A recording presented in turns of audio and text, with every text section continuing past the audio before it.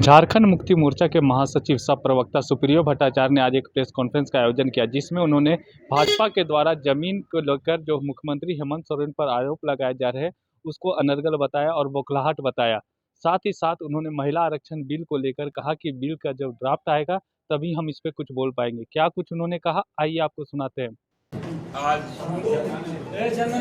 मंगल मूर्ति का भी दिन है, गणेश चतुर्थी है। आप सबको बहुत बहुत मंगल कामनाएं, शुभकामनाएं, सबको जोहार। कल तीज भी था,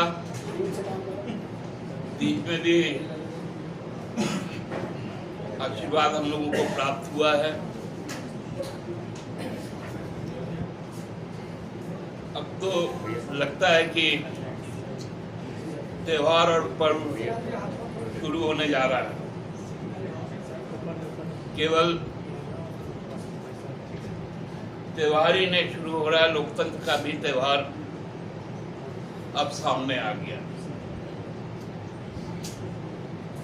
जो बौखलाहट अब सत्तारूढ़ भाजपा में दिखने लगी है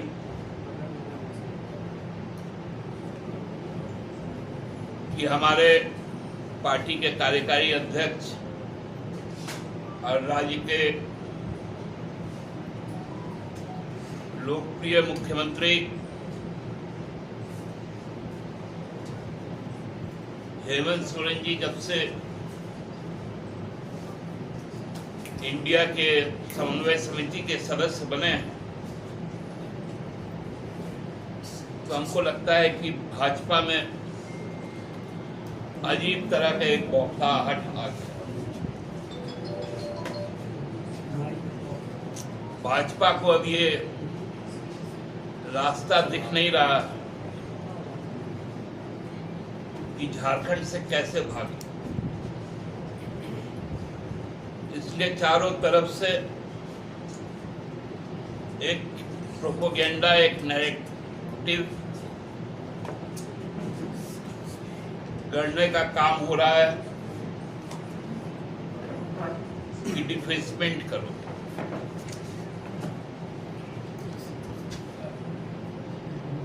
क्योंकि जो कार्य यहाँ पर हो रहे हैं, जिसकी चर्चा हर जगह हो रही है, उससे अजीब बौखलाहट आ गया।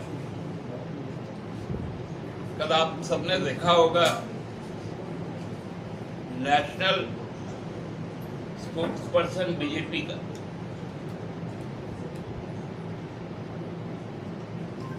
अनर्गल बातों के साथ सामने आता है।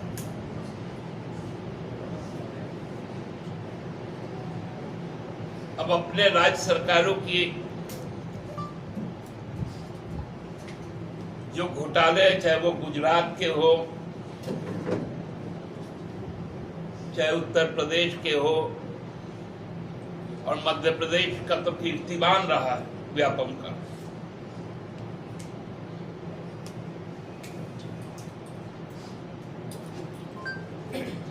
उनको कितनी सुंदर तरीके से,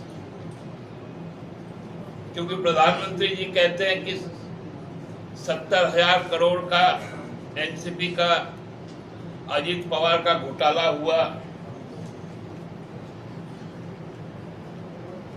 उनको 72 घंटे बीतने के बाद सीधा उप मुख्यमंत्री बना दिया जाता है। जिन पर दस्तावेज लेकर आई थी भारतीय जनता पार्टी आसाम में और बोली थी कि देश का सबसे बड़ा भ्रष्टाचारी है हेमंत बिश्व शर्मा, उसको मुख्यमंत्री बना दिया जाता है।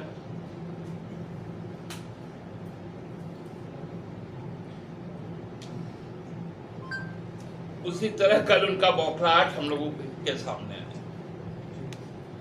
हम पूछते हैं कि भाई गुजरात पावर कॉर्पोरेशन का पैसा अडानी ने क्यों खाया, जो गुजरात सरकार कहती है, तो वो हमसे सवाल पूछते हैं। आप सब यहाँ पर जो भी लोग हैं, राज बनने के बाद से ही आप देखे होंगे कि 2002 से ही सोरेन परिवार को जमीन से जोड़ने का फर्जीवाड़ा चलाया जा रहा है। कल एक वीडियो क्लिपिंग देखे, इसको 2002 में सबसे पहले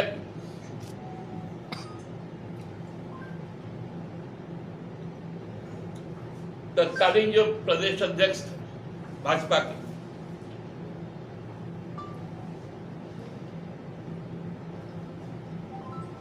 मैं यदि गलत नहीं कह रहा हूं तो शायद दुखा भगत जी थे, उन्होंने लाया था। और रघुवर जी ने जो दस्तावेज का पुलिंदा अपने कार्यकाल में दिखाया, एसआईटी का गठन किया, हर 3 महीने में एक बार प्रेस कॉन्फ्रेंस करता था, वही दस्तावेज फिर से आया, वही दस्तावेज हाईकोर्ट में भी गया था।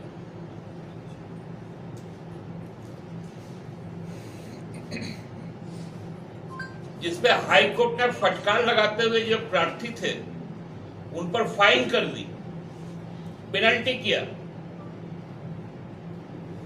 एसआईटी कमीशन देवाशीष गुप्ता की उन्होंने क्लीन चिट दी,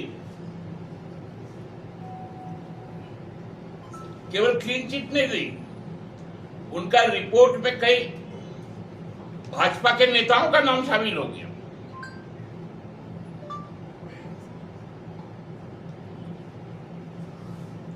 ये स्थिति है।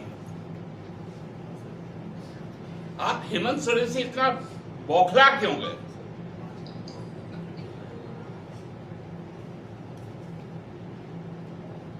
क्योंकि आपको मालूम है कि 2024 में आपका क्या हश्र होने जा रहा है। यहां से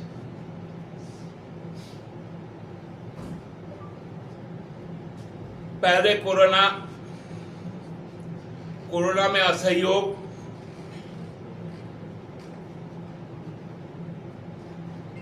टीकाकरण में असहयोग,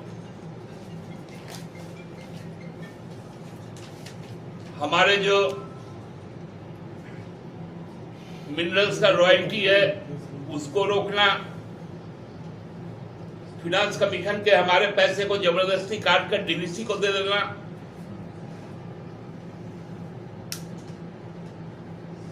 सरकार तोड़ने की कोशिश, राज्यपाल के माध्यम से भ्रम फैलाना,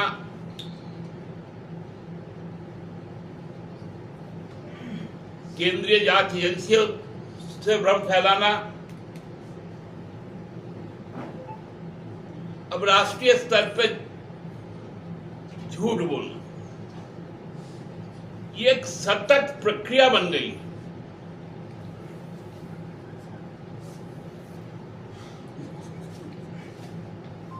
जो पन्नों को, फोटोकॉपी को आप दिखाते हैं,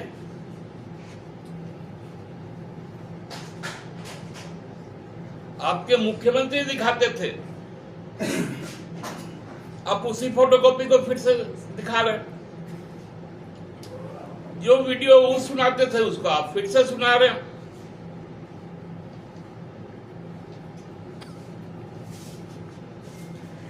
तो करना आप क्या चाहते हैं?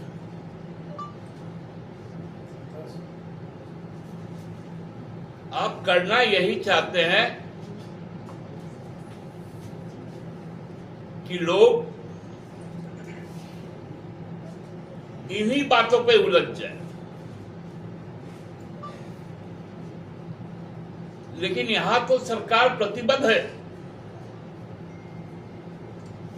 हमारे जो निश्चय थे उनको प्रतिपादित करने में।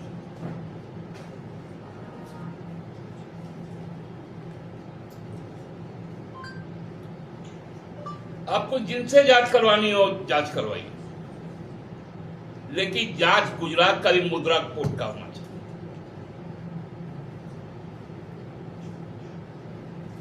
कहां गया वो हेरोइन, वो ड्रग्स,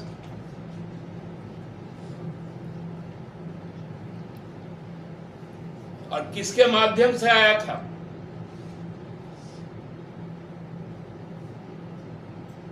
आज डीआरआई क्यों नहीं बताती?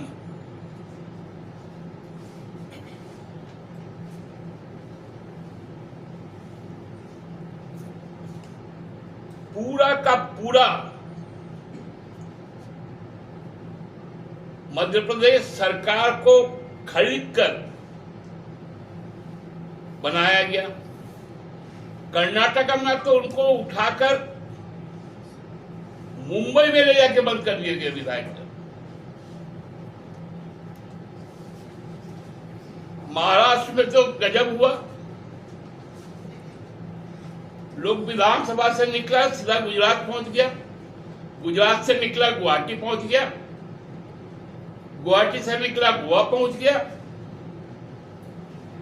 गोवा से निकला तो मुख्यमंत्री बन गया।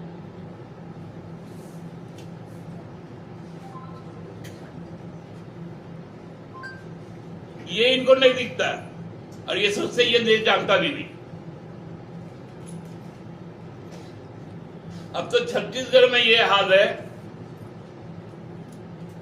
कि उनके जो चाणक्य ना क्या बोलते हैं वो लोग, अमित शाह जी को आम सभा भी ऑडिटोरियम के अंदर करते हैं। हम तो यहां पर भी बोले थे कि आप लोग को सतरंजी बाजार में जाकर आम सभा करना पड़ेगा।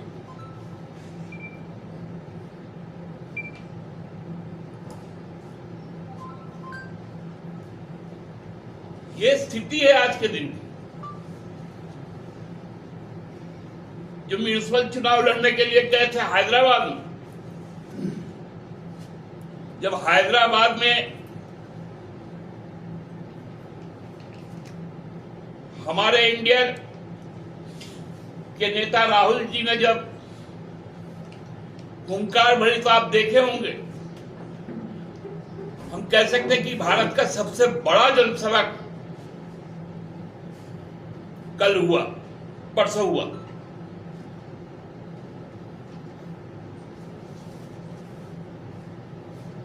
ये डर हमारे मित्र दलों का, हमारे माननीय नेता का आज भारतीय जनता पार्टी के अंदर समा गया।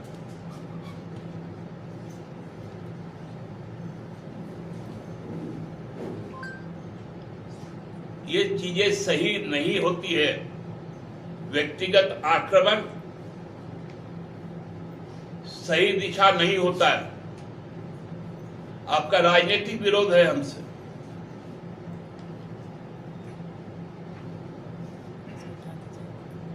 आप हमारे से अच्छे लोकहित में प्रस्ताव लेकर आए, लेकिन नहीं, आपको व्यक्तिगत ही चाहिए आक्रमण करना। ये मालूम है हम लोगों को कि इस देश में आदिवासी होना, दलित होना, अल्पसंख्यक होना, महिला होना एक अभिशाप है मनुवाद के लिए।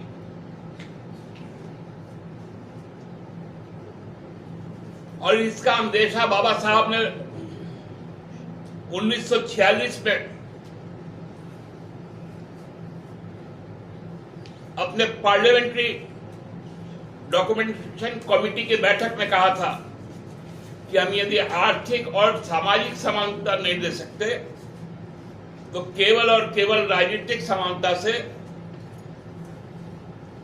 लोकतंत्र नहीं चल सकता।